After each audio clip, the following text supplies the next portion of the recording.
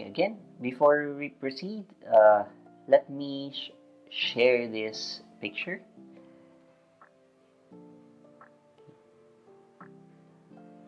So hopefully after this video, you would be able to understand this one.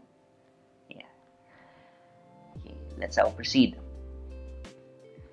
For this video, we will look at the adaptive immunity, and second part of this is the cell-mediated immunity. Okay. Now, adaptive immunity, this is also known as your specific acquired immunity. This is the part of the immunity or of the immune response where you develop extremely powerful specific immunity against individual invading agents. Again, the keyword here is, aside from extremely powerful specific immunity, would be individual invading agents. And this is mediated by, and again, this is mediated by your lymphocytes, the T lymphocytes and the B lymphocytes. Now, features. So it's highly antigen specific. You have immunological memory, and it can respond to a large variety of antigens. You also have clonal expansion and non-reactivity to self. Now, just sharing this one. You know this guy, right? Manuel L. Quezon. This one is Manuel D. Quezon. Specificity daw eh. Kaya here. Okay. In terms of specificity, your adaptive immunity, okay, may recognize, aside from microbial agents known as your antigens, it can also recognize non-microbial antigens. Now, the receptors are involved here would be your T cell receptor, TCR, or BCR, B cell receptors. So this would undergo, or the production of these receptors require somatic recombination and hypermutation of certain segments such that these receptors would be very diverse. Unlike this one, wherein you only have one toll-like receptor for all macrophages in your body. This is distinct for every antigen that your adaptive immunity encounters. The distribution of receptors is clonal for adaptive immunity, meaning to say clones of lymphocytes with distinct specificities for a certain antigen would express that specific receptor. And it would also be able to discriminate self from non-self.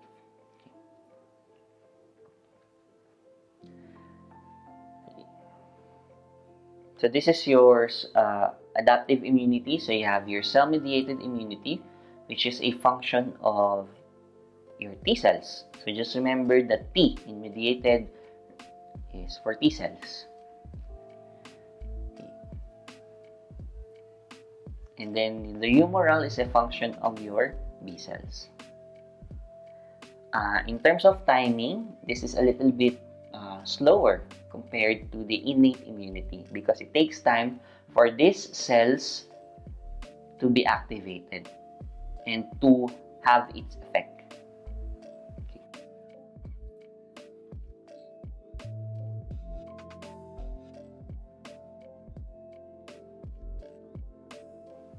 Okay, so as I mentioned earlier, the humoral and cell-mediated immunity. Okay, so the main characters for this immunity would be the lymphocytes. Okay. So you have the T cells. So at the surface of your T cells would have the T cell receptor or TCR. Okay. Now these are the functions of your T cells. So number one, you have your helper T cells. from the name helper, it helps it helps the other immune cells. You also have the cytotoxic T cell. So this would kill the virally infected cells, much like the natural killer cells. And you also have the regulatory T cells, which would regulate the function of your B cells and other T cells. And you also have your B cells. Now, located on the surface of your B cells would be the B cell receptor, which more or less looks like an antibody. We'll discuss this in the next video. Now, the function of your B cell is primarily for the humoral immunity, which is the antibodies. So this is your B cell. So the Y shape here is the antibody.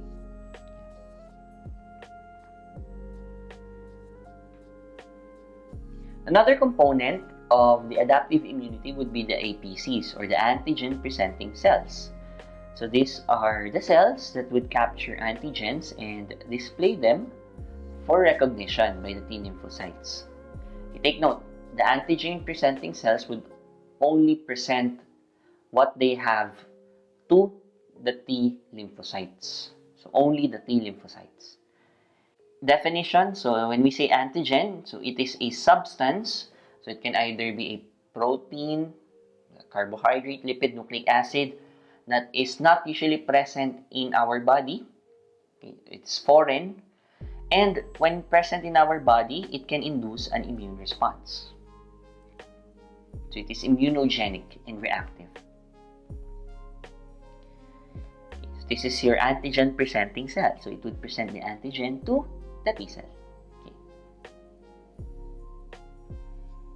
So these are examples of your antigen-presenting cells. Now, these are the classical antigen-presenting cells. So you have your dendritic cells, as I've mentioned earlier. They would continuously phagocytose anything in their extracellular environment, and then once it has taken up an antigen, it will immediately go to the nearest lymph node, wherein it can present its ingested antigen to the T cell. You also have the Langerhans cell, which is present in the skin. So this would also, or this can also act as an antigen-presenting cell. Now, in our blood, we have the macrophages. So they would phagocytose the antigen, okay, and break it down. And then if it is broken down, these products can be presented to your T cells. Okay. Usually for these three, the antigens that they would capture would be the protein in structure, or proteinaceous antigens, as compared to the B cells. So the B cells can take up the other antigens. Example would be carbohydrates from the bacterial wall, or nucleic acids. Okay. It can take it up and then present it also to the T cell.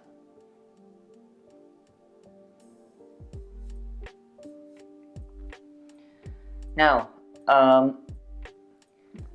for your T cell or for your lymphocyte to be activated, it must recognize the antigen presented. Now, there are two ways. Number one, the B cell can directly interact with the antigen. And then once it interacts with the antigen, the B cell becomes active. It will undergo differentiation and maturation and perform its function already. For your T cells, on the other hand, okay, it cannot directly recognize antigens, unlike your B cells. So for it to recognize an antigen, it must be presented first by an APC. So the antigen-presenting cells, for example, the dendritic cell, would take it up, cut it into smaller fragments, the antigen, and then the smaller fragment would be presented on its surface, which would then be recognized by the T cell. Now, upon presentation and recognition, the T cell becomes activated. Ang arte ni T cell, kailangan niya pa si antigen-presenting cell. So, in this one, two processes are involved. Number one, we have to look at the antigen presentation, and second one would be the receptors present on the lymphocytes. Another important component of your adaptive immunity would be the major histocompatibility complex. So in order for the T cells, so take note, both the helper and the cytotoxic T cells, for them to recognize the antigen coming from a cell, okay, it must be presented or inserted into the MHC or into the major histocompatibility complex. Now, there are two classes, your class 1 and your class 2. So, these are the differences between the class 1 and class 2. So, let's look at class 2 first because it is symmetric. So, it is symmetric in structure. It looks like a butterfly. So, it has 2 alpha subunits and 2 beta subunits. As compared to the class 1 molecule, which is asymmetrical because you have 3 alpha subunits and a beta subunit here. Now, why is this important? Because based on this structure, this MHC1 and MHC2 can be recognized by specific or can only be recognized by specific T cell receptors. Okay? So your MHC1 or class 1, this is expressed in almost every nucleated cell. Okay, normally, it should not be expressed. But if there is an injury to this nucleated cell, an injury or an infection to this nucleated cell, this MHC1 would be expressed. Now, it would bind peptides that are endogenously synthesized by the cell and present it to the T cell. Now, this MHC1 are usually recognized by what we call as your CD8 positive T cells. And these are your cytotoxic T cells and natural killer cells.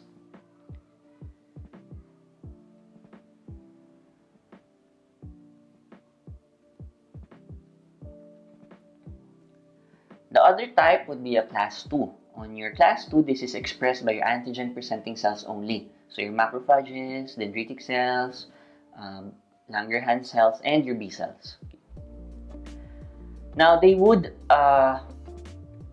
bind to peptides that are phagocytosed from the extracellular environment. So the difference here is that for class 1, they are the proteins, or the class 1 is presented together with an endogenously produced protein. For class 2, your class 2 is presented with a externally derived antigen or peptide. So this is usually recognized by your CD4 positive T cells, which are your helper T cells and your regulatory T cells. Oh, here's Boromir again. So just remember 8. So class 1 would only be recognized by your CD8. So 1 times 8 is 8. And your class 2 would only be recognized by your CD4. So 2 times 4 is 8.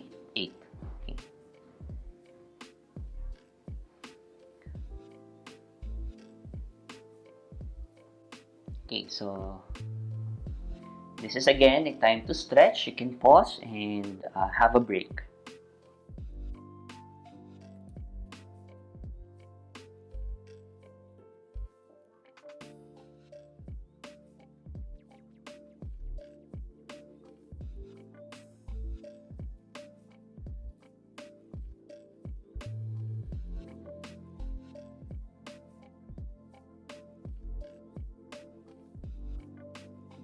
Now, let's look at the development of the B and T cells. Now, same way as with the other blood cells, okay, or cells in the blood, they would arise from this single pluripotent hematopoietic stem cell. So this is in the bone marrow. Now, for the lymphocytes, okay, they would arise from the common lymphoid progenitor. Then after this lymphoid progenitor is produced, they would now migrate to their respective areas. You'll know these respective areas later on. To become now the B cell, T cell, natural killer cell progenitors. And then once they become mature, they would migrate to another area, becoming now the mature, immunocompetent B cell, T cell, and natural killer cell. Okay. Now, they are called B and T cells because the B cell would migrate and mature in the bone marrow, okay, as compared to the T cell, they would mature in the thymus. That's why it's called T. B is for bone marrow. Okay. Now, the bone marrow and the thymus, these are termed as your primary lymphoid organs because this is where the T and B cell progenitors would be educated, sort of educated. Okay. And then after education, they would now migrate to their respective, to another area, which are now the secondary lymphoid organs. Example of these secondary lymphoid organs would be the lymph nodes, the spleen, and the MALT in the gastrointestinal tract, the mucosa-associated lymphoid tissue.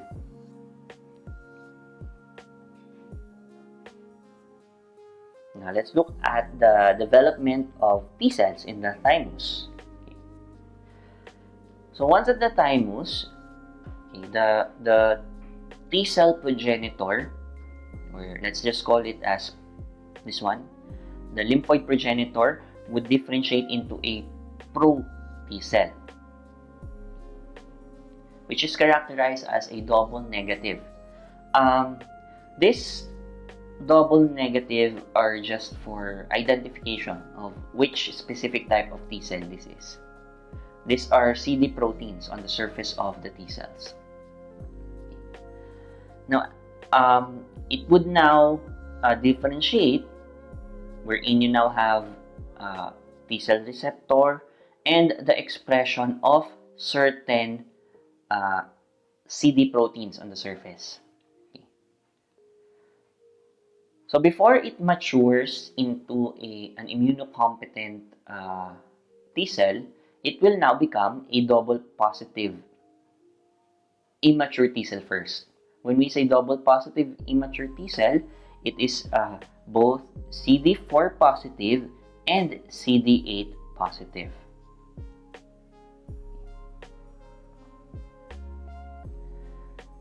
Now, if you can remember, I've mentioned these CDs before in your major histocompatibility complex part. Okay. So, it will further mature into a single positive. So, either the CD4 or the CD8 becomes or will disappear. Okay. Now, in your thymus or thymic education, what happens here is that the thymus would present or display its own antigens or the self-antigens.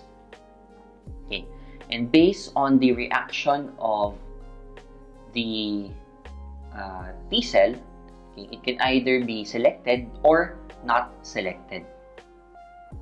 Okay. Now, if the self-antigen presented in the class 2, so again, this is recognized by your CD4. Remember, 2 times 4 is 8. So when your class 2 plus the self-antigen is recognized by the CD4, okay, by the helper T cell, the helper T cell should weakly react. If that happens, it is positively selected. Now, if the thymus site displays the self-antigen in the class 2, it should be recognized by a CD8 or a cytotoxic cell, and it should be recognized very weakly. It should also be positively selected. So it should be positively selected. Now, if there is no recognition either by the CD4 or CD8, either on the MHC1 or 2, there is failure of positive selection. So when there's failure of positive selection, that T cell will die. It will not be selected. It will undergo apoptosis. Now, on the other hand, if the self-antigen is recognized either by the class 1, by the cytotoxic or helper T cell, but the binding is very strong such that this T cell will attack now the self-antigen, it is negatively selected. It will not be selected, and that T cell will now die. So this is now what we call as your negative selection. So take note, the only one that will be selected would be those that would weakly recognize the self-antigen in the class 1 and class 2. So meaning to say, they are able to recognize an antigen, they are activated by an antigen, but their reaction is not that strong such that it would attack the self-antigen. Now, once the T cell are selected, it will now undergo several steps, okay, such that it would express more of the CD proteins on the surface. Okay, again, these are for identification. And once you now have a mature T cell, a mature or immunocompetent T cell, let's just call this as your naive T cell. This naive T cell now will travel into the secondary lymphoid organ, which is, example would be the lymph node. And it is in this lymphoid organ, in the lymph node, where it will encounter foreign antigens.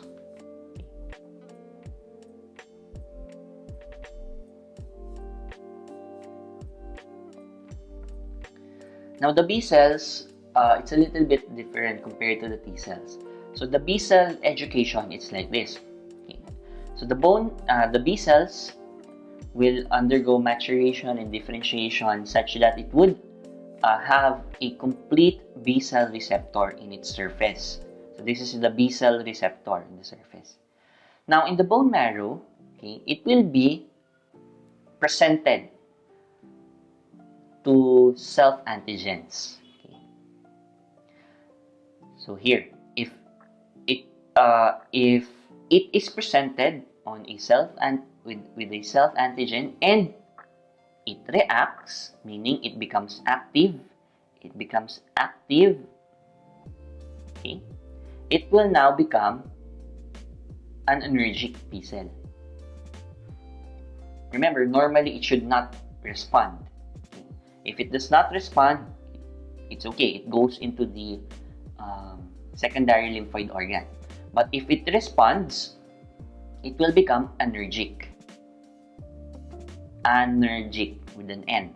Meaning to say, even if it encounters an antigen in the near future, it will not respond. Manhid siya, manhid. Anergic. Another thing that can happen is in the bone marrow is if a cell-bound self-antigen is presented to the B cell and the B cell becomes active, the B cell will die. It will undergo apoptosis, also caspase activation. So it will die. Okay, so we have now a mature and immunocompetent B cell. So this is the immunocompetent and mature B cell. Now it will go into your lymph nodes. Now once in the lymph nodes, it will be This is where it will again encounter antigens. Okay. And this is where it is activated by the helper T cell. Now, once activated, it will now undergo here. It will now undergo class switching and differentiation into memory B cells and plasma cells in order to function properly.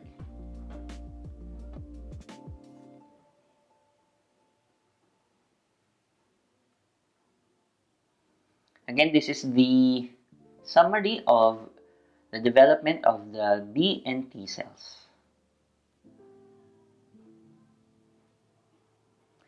Remember that both the primary and the secondary lymphoid tissue, the B and T cells would be exposed continuously to antigens. If it's a self-antigen here, it should not mature if it reacts to the self-antigen. The foreign antigen would only be recognized or will only be presented in the secondary lymphoid tissue here.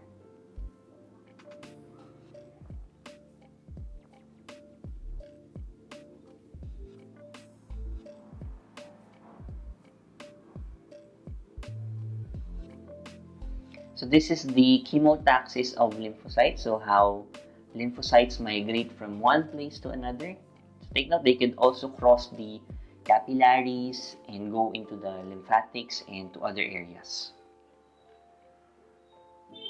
So here, very similar as with the process of chemotaxis of neutrophils. Yeah.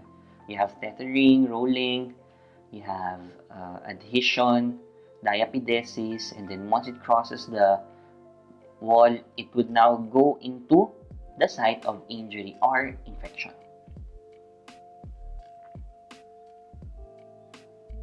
Okay, so this is again a time to stretch. You can pause and have a break.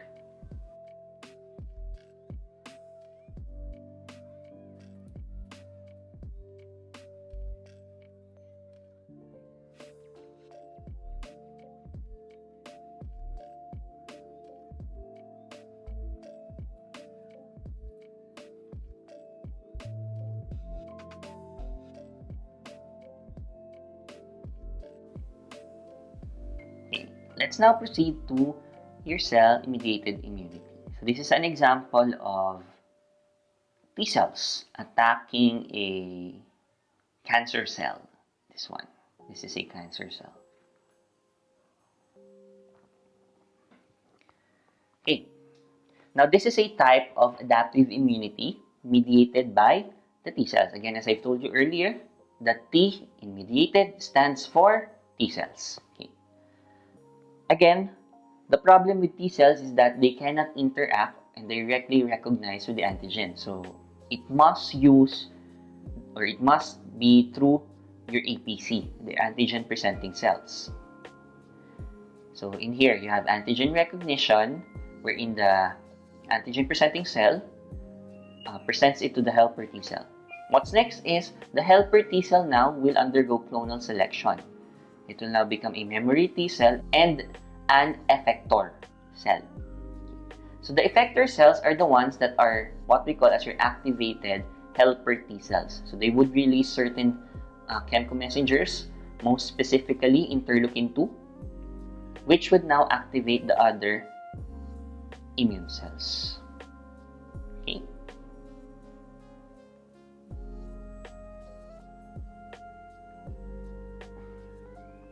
Now, in the process of antigen presentation, or processing and presentation, so again, your class 1 and class 2 would process the antigens somewhat differently. Okay. Here. So for class 1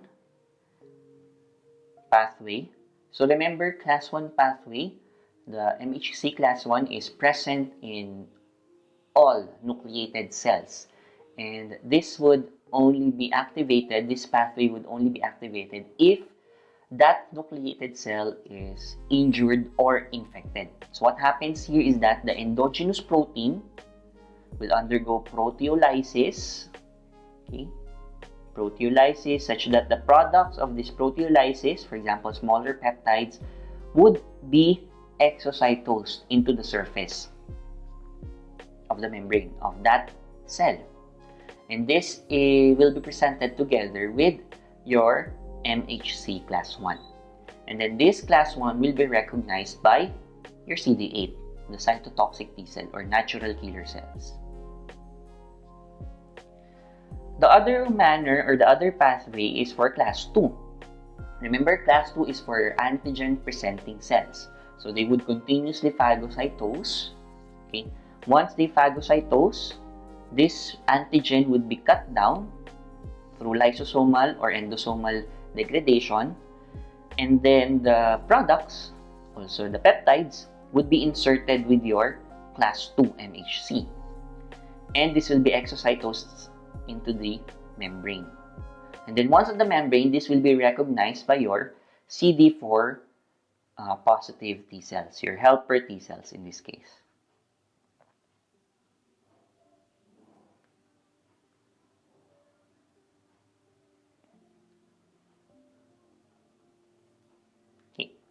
Now, in your antigen recognition, this is through your T cell receptor. Okay, so this is a picture showing us the surface of the antigen-presenting cell here. This is the MHC, either this is CD4, so this is your MHC class 2. Okay, and you have here the antigen recognition, which is a function of the T cell receptor. Okay. Now take note, the CD4 here is primarily for the stabilization of this binding. So CD4, it fits the structure of the class 2. Remember earlier, there's a difference in the structure of class 1 and class 2. Class 2 is symmetrical, class 1 is asymmetrical. So if it is symmetrical, it conforms to the structure of your CD4. That's why it is recognized by your CD4. Okay. And you also have other pathways here. We'll look at it later. Okay, here. So when your T cell receptor is activated, this is together with your CD4 protein, okay, it will activate your a cascade of events here.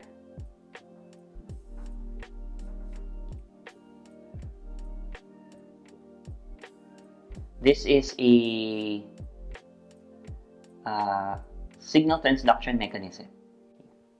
So ITAM is your immunologic tyrosine associated motifs. The effect of this signal transduction is the CD4 T cell would mature and differentiate. Okay, it will grow in number and differentiate into either a memory T cell or an effector cell. Now, if it is an effector cell, it becomes an activated helper T cell. It will release your interleukin 2 to activate the other immune cells.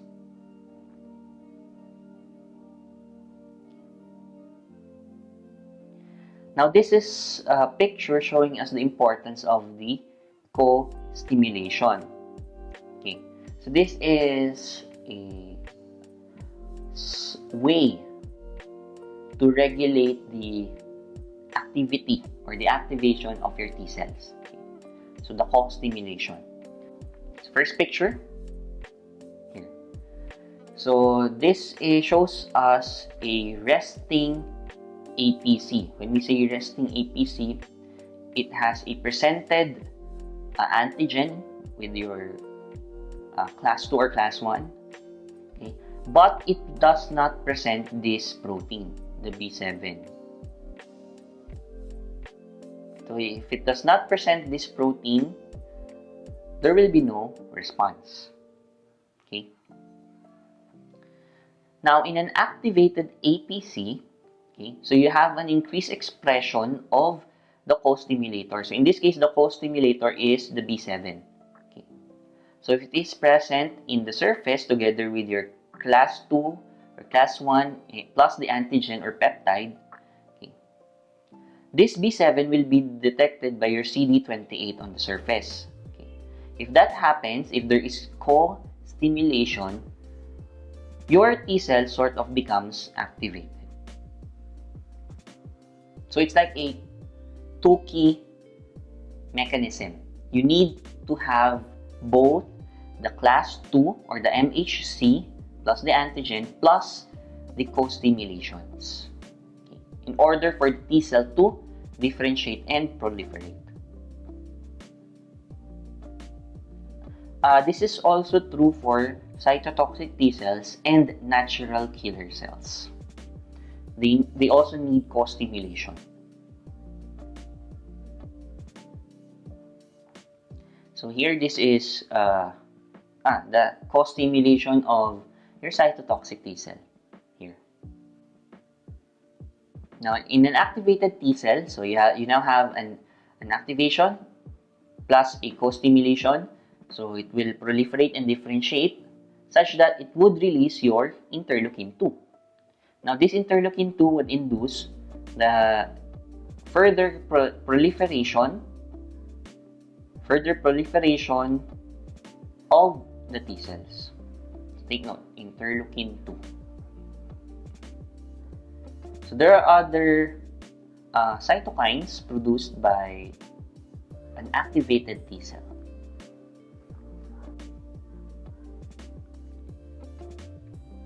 Now we have your effector mechanisms for the cell-mediated immunity. So number one, it can be through the activation of the phagocytic cells. So here, so you have your helper T cells, okay, which would activate now the phagocytic cell. Example would be the macrophage. It would phagocytose the microbe, or it can induce the inflammatory response. Or another way is the effector or the activated helper T cell would activate the cytotoxic T cell. Okay.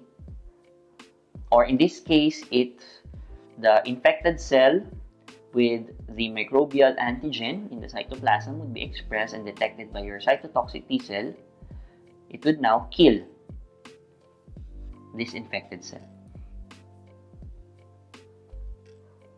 Okay, the other effector mechanism is that the helper T cell, the activated helper T cell, can also activate your B cells to produce the antibodies, which would eliminate the microbes.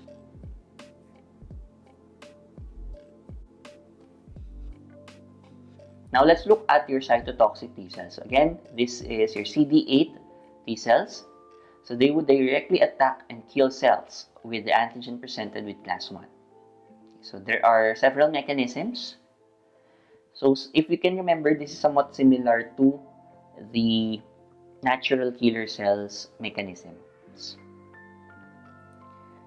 So you have this one. So there are two ways by which your cytotoxic T cell can act. Number one is through the activation coming from your helper T cell. So it can activate the cytotoxic T cell.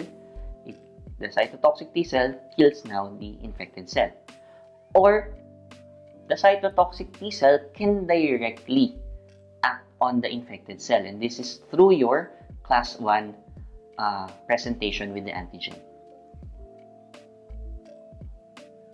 So this is your simultaneous activation.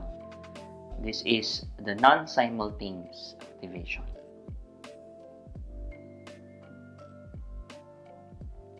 So this is again the death receptor dependent killing, wherein you have the Fas ligand and then binding to the Fas receptor, and then once the Fas receptor is activated, you have caspase activation, eventually leading to apoptosis.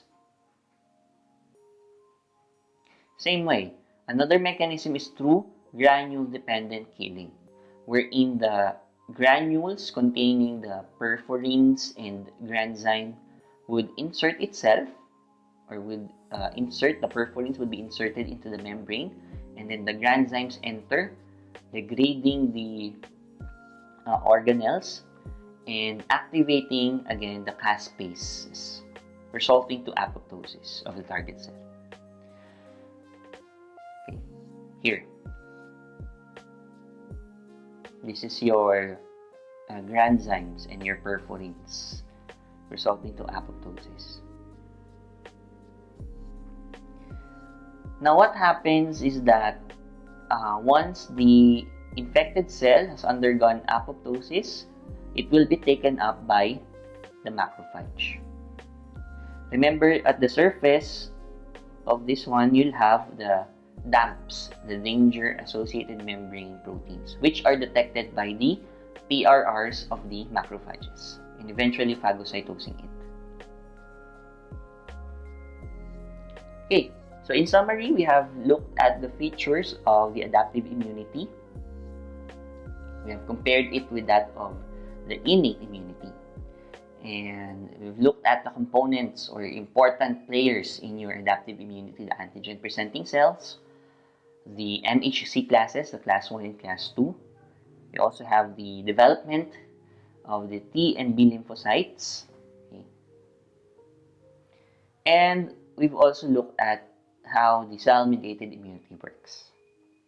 So both the helper T cells and the cytotoxic T cells.